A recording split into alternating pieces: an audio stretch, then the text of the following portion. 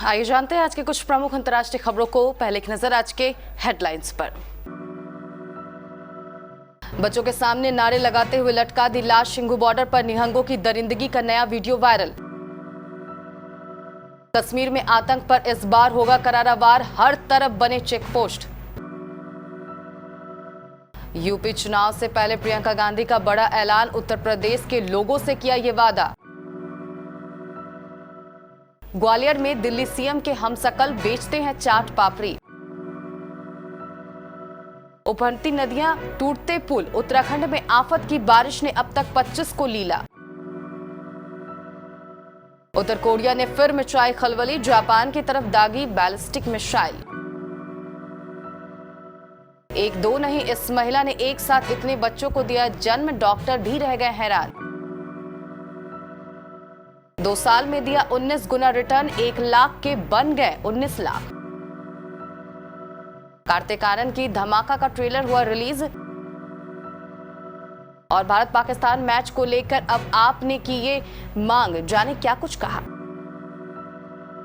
Singhu border पर पिछले हफ्ते हुई लखबीर सिंह की निर्मम हत्या का वीडियो बेहद भयावह है। नई फुटेज से जाहिर होता है कि हत्या के बाद शव को भीड़ के सामने लटकाया गया। धार्मिक नारे लगाते इस भीड़ में बच्चे भी मौजूद थे। वीडियो में दिख रहा है कि एक निहंग शव को रस्सी से बांध रहा है। इस बीच नारेबाजी जारी रहती है। पीछे तलवारें लिए कई निहंग देख रहे हैं। फिर लखबीर सिंह के शव को घसीट कर ले जाया जाता है। बाद में हाथ काटकर शव को लटका दिया गया। 15 अक्टूबर की सुबह दिल्ली हरियाणा के बॉर्डर पर किसान आंदोलन स्थल पर पुलिस बैरिकेड्स के साथ लखबीर का शव लटका मिला था। उसका एक हाथ भी कटा हुआ था। यह घटनाक्रम जहां हुआ वहां पर किसान पिछले 1 साल से 3 नए कृषि कानूनों का विरोध कर रहे हैं। जम्मू कश्मीर में नागरिकों को निशाना बनाकर हो रहे आतंकी हमलों के बीच नागरिकों की सुरक्षा के खातिर अब सीआरपीएफ पहले से ज्यादा मुस्तैदी दिखाते हुए 24 घंटे और 7 दिन ड्यूटी में लग गई है। गैर कश्मीरियों और कश्मीरियों की सुरक्षा सुनिश्चित करने के लिए सीआरपीएफ जवान 24 घंटे ड्यूटी पर तैनात है। इस दौरान जगह जगह न सिर्फ सर्च ऑपरेशन चलाए जा रहे हैं बल्कि संदिग्धों की तलाशी भी ली जा रही है। इसके अलावा पूरे केंद्र शासित प्रदेश में वाहनों की तलाशी के लिए चेक पोस्ट भी बना दिए गए हैं। कांग्रेस की राष्ट्रीय महासचिव प्रियंका गांधी वाड्रा ने आज प्रेस कॉन्फ्रेंस की। उन्होंने कहा कि आज सत्ता में नफरत का बोलबाला है, उसको बदलना चाहती हूं, इसे महिलाएं बदल सकती है। अगर देश को जातिवाद और धर्म की राजनीति से निकालकर समता की राजनीति की ओर ले जाना है तो महिलाओं को आगे आना पड़ेगा। प्रियंका गांधी वाड्रा ने कहा कि आज हमने तय किया है कि यूपी के आने वाले विधानसभा चुनाव में कांग्रेस पार्टी 40% टिकट महिलाओं को देगी। यूपी की राजनीतिक में महिलाओं की भागीदारी बढ़ेगी तो राष्ट्रीय तौर पर भी बढ़ेगी।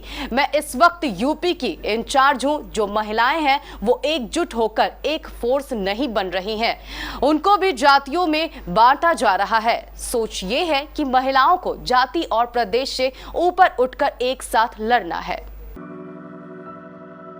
एमपी के ग्वालियर वाले गुप्ता जी इंटरनेट सेंसेशन बन गए हैं। उनकी तस्वीरें सोशल मीडिया पर वायरल है। गुप्ता जी ग्वालियर में चाट, पकौड़ी और दही बड़ा बेचते हैं। यह दिल्ली सीएम केजरीवाल की तरह दिखते हैं।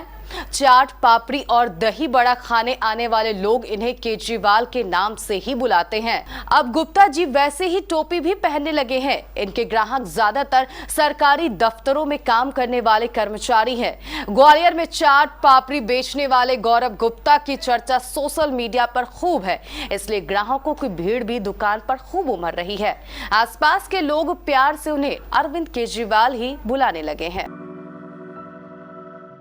उत्तराखंड के पहाड़ों में पिछले 24 घंटे से लगातार हो रही बारिश अब काल बन गई है। नैनीताल जिले के पर्वतीय क्षेत्र में बारिश के बाद आई आपदा में 9 मजदूर एक ही घर में जिंदा दफन हो गए, जबकि दीवार ढहने से 5 मजदूरों की दर्दनाक मौत हो गई और 2 लोग पहाड़ी से मलबा गिरने से मर गए। एक अन्य घटना में घर के मलबे आने से 10 लोग मर गए हैं। भारी बारिश के बाद अलग अलग जगहों में आई आपदा में अब तक 25 लोगों की मौत हो चुकी है। संयुक्त राष्ट्र सुरक्षा परिषद के प्रतिबंध के बावजूद उत्तर कोरिया अपने परमाणु और बैलिस्टिक मिसाइल कार्यक्रमों को आगे बढ़ाने में जुटा है। दक्षिण कोरिया के ज्वाइंट चीफ ऑफ स्टाफ का हवाला देते हुए बताया कि उत्तर कोरिया ने जापान के सागर में एक बैलिस्टिक मिसाइल दागी है। इससे पहले भी दक्षिण कोरिया की सेना ने कहा था कि उत्तर कोरिया ने जापान के सागर में एक अज्ञात मिसाइल लॉन्च की, लेकिन इससे जुड़ी ज्यादा जानकारी सामने नहीं आ सकी थी। बता दें कि उत्तर कोरिया पिछले कुछ समय से ताबड़तोड़ मिसाइल टेस्ट कर रहा है। हालांकि संयुक्त राष्ट्र उत्तर कोरिया पर बैलिस्टिक मिसाइलों और परमाणु हथियारों के परीक्षण के लिए प्रतिबंध लगा चुका है। पाकिस्तान में एक महिला ने एक साथ 7 बच्चों को जन्म दिया है। डॉक्टरों को शुरुआत में लग रहा था कि महिला के गर्भ में 5 बच्चे पल रहे हैं, लेकिन जब डिलीवरी हुई तो सभी हैरान रह गए। खास बात यह है कि महिला के साथ साथ सभी बच्चे स्वस्थ हैं। इन बच्चों में 4 लड़के और 3 लड़कियां हैं। स्थानीय स्वास्थ्य विभाग ने इन बच्चों की तस्वीरें भी जारी की है। महिला पाकिस्तान के खैबर पख्तूनख्वा में स्थित एटाबाद शहर की है। यहाँ के जिन्ना इंटरनेशनल अस्पताल में इस महिला का इलाज चल रहा है। इन बच्चों के पिता का नाम यार मोहम्मद है। उन्होंने कहा कि पत्नी जब गर्भवती हुई तो उन्हें पता चला कि 1 से ज्यादा बच्चे हैं, लेकिन ये नहीं पता था कि 7 बच्चे हैं। आईआरसीटीसी के निवेशक इस वक्त सेलिब्रेशन मोड में हैं। वजह है कंपनी के शेयरों में आया तगड़ा उछाल। आईआरसीटीसी के शेयरों में तेजी का रुख बरकरार है। साल 2019 में जब आईआरसीटीसी का आईपीओ आया था तो इशू प्राइस 315 से 320 रुपए प्रति शेयर था। आज आईआरसीटीसी के शेयरों की कीमत 6375.45 रुपए पर पहुंच चुकी है। यानी शेयर अब 2 साल में अभी तक लगभग 19 गुना रिटर्न दे चुका है। मंगलवार को आईआरसीटीसी का शेयर 6212 रुपए पर खुला। शुरुआती कारोबार में ही इसमें 8% का उछाल आया और शेयर की कीमत 52 सप्ताह के उच्च स्तर 6375.45 पर पहुंच गई। इसके साथ ही आईआरसीटीसी का मार्केट कैप 1 लाख करोड़ रुपए पार कर चुका है। कंपनी के शेयरों के लिए अपर प्राइस ब्रांड 6465 रुपए है। कार्तिक आर्यन की मोस्ट अवेटेड फिल्म धमाका के ट्रेलर को आज रिलीज कर दिया गया है। फिल्म में कार्तिक आर्यन पत्रकार अर्जुन पाठक की भूमिका निभा रहे हैं। ट्रेलर में कार्तिक काफी इंटेंस रोल में नजर आ रहे हैं। इस फिल्म के निर्देशक राम माधवानी है। फिल्म में कार्तिक आर्यन को एक अलग तरह की भूमिका में देखा जा रहा है और यकीनन एक्टर के ट्रांसफॉर्मेशन ने फैंस को हैरान कर दिया है। जाहिर सी बात है कि कार्तिक ने अब तक रोमांटिक कॉमेडी फिल्मों से लोगों का दिल जीता है। ऐसे में धमाका उनके करियर के लिए एक टर्निंग पॉइंट साबित हो सकती है।